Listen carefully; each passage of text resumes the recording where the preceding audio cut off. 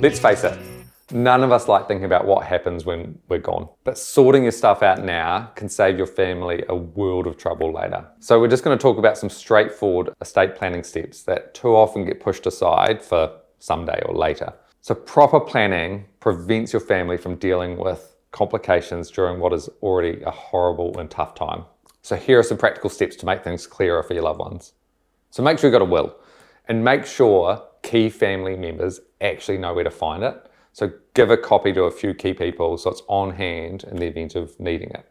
Keep your life insurance policy information with your will. Include policy numbers, the name of your insurance company, and how to contact your insurance advisor as well.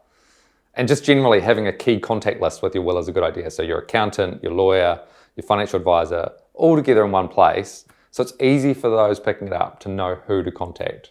Getting your estate planning sorted isn't just about peace of mind for you. It's actually about making things easier for the people you care about. So taking these steps now means your family won't waste time and energy hunting down this important information during what's already a crappy time.